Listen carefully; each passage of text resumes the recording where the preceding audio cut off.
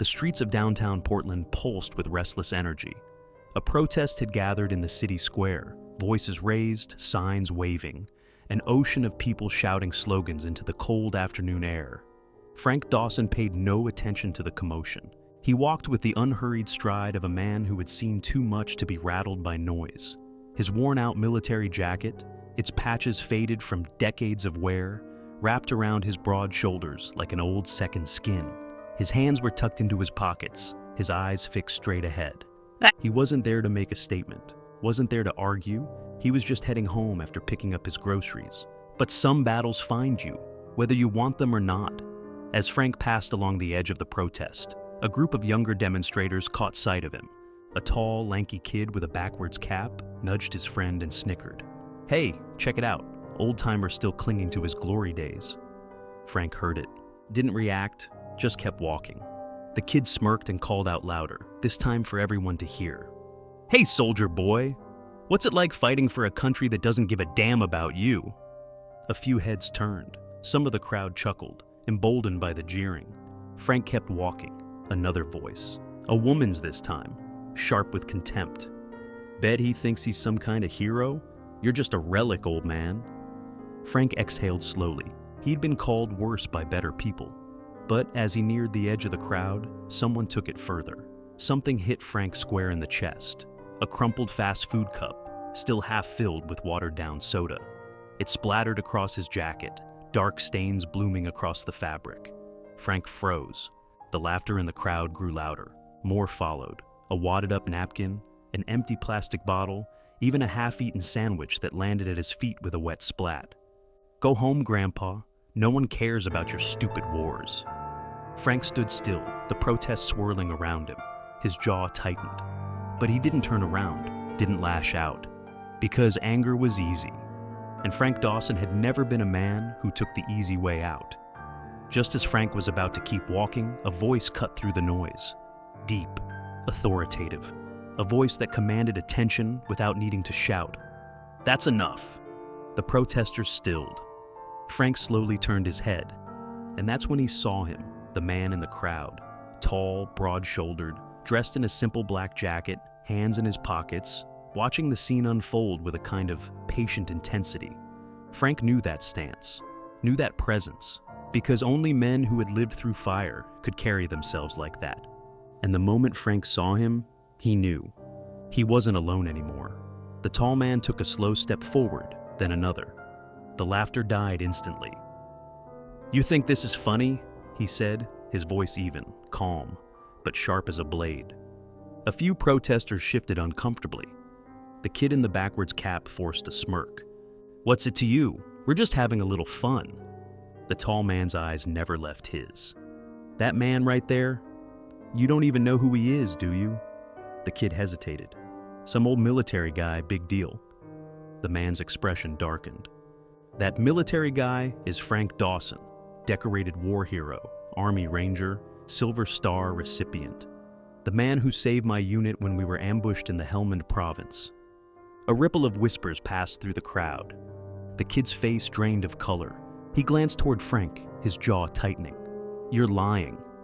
The tall man's gaze didn't waver. "Look it up." The kid fumbled for his phone, his fingers tapping quickly. Seconds later, his eyes widened. There it was, Frank Dawson's name, his service record, news articles detailing the men he had saved. The kid swallowed hard. He wasn't smirking anymore.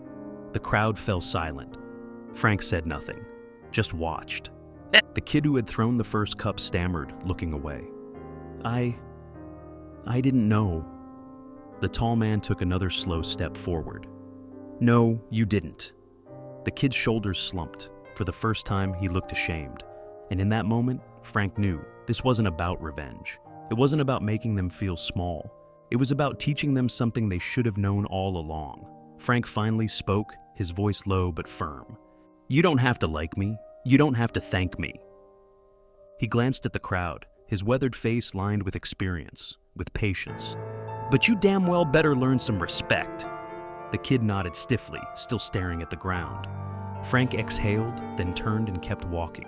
And this time, no one threw another thing, because sometimes the loudest lesson is taught in silence. The protesters thought he was just another old man, but they had no idea who they were dealing with. The protest crowd stood frozen, the weight of the moment pressing down on them like an invisible force. No more laughter, no more taunts, only silence, the kind that comes when a hard truth has been laid bare. Frank Dawson kept walking, the remnants of soda still staining his jacket, but his posture remained unshaken. He didn't need to look back, didn't need to check if they were still watching him leave, because he already knew they were. But the tall man in the black jacket wasn't finished yet. The tall man stepped forward, his boots crunching against the pavement as he scanned the protest group with a measured intensity. "You don't even understand what you just did, do you?" His voice wasn't loud. It didn't need to be. The same kid who threw the soda cup, the one who had looked up Frank's name, swallowed hard. I didn't mean... Didn't mean what? The tall man cut in. Didn't mean to throw garbage at a man who bled for your right to stand here today. Didn't mean to laugh at someone who's seen things you couldn't even begin to understand. Didn't mean to act like a fool in front of the whole damn city. The kid's face turned red, his hands curling into fists. But he didn't argue. Because what could he say?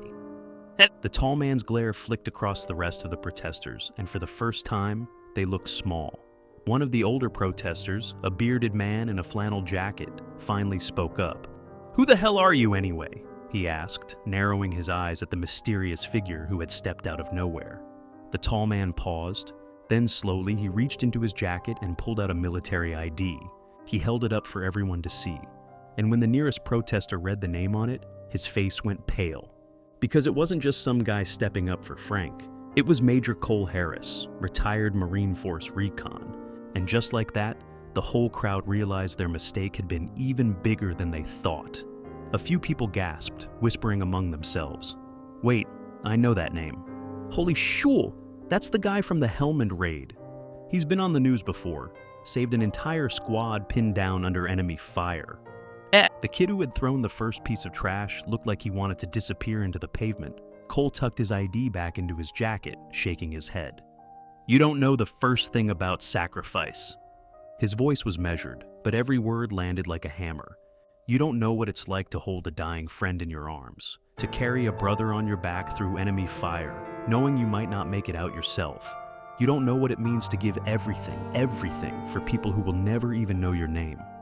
He pointed toward Frank, who had paused a block away, still within earshot. "That man does, and you disrespected him." The protesters shuffled uncomfortably, avoiding his gaze. "But I'll tell you this," Cole continued. "Men like Frank, they don't need your respect. They already earned it. It's just a damn shame you don't even know enough to give it." One by one, the crowd began to shrink. Some walked away in silence, ashamed. A few of the more defiant ones scowled, but none of them said a word. Even the kid who had started it all didn't have anything left to say. Because what do you say when you've just been put in your place by men who've lived through real battles? By men who didn't need to raise their fists to win a fight? Cole turned back toward Frank, watching as the veteran continued his walk down the street. And then, he followed. Cole caught up to Frank easily, matching his pace. Frank didn't look at him right away. "Didn't need you to step in, you know," Frank muttered after a moment, a slight smirk tugging at the corner of his mouth. Cole chuckled. "Yeah, well, old habits die hard." They walked in silence for a few moments before Cole spoke again. "That kid, he'll remember today." Frank nodded. "Good. Maybe he'll think twice next time." "Maybe." Cole exhaled, glancing at the city around them. "Still feels like we're fighting a different kind of war, huh?" Frank finally looked over at him. "The war never ends, kid. It just changes shape." Cole let that sink in. Then he grinned. "Well, lucky for us, we don't either." Frank chuckled, shaking his head. And together, the two old warriors kept walking, leaving the protest and the lesson they had just taught behind them. By the next morning, the story had spread. The protesters, they had gone home, but they wouldn't forget what happened. And Frank, he'd wake up, drink his coffee, and go about his day like nothing had happened. Because real heroes don't need recognition. They just need people to remember.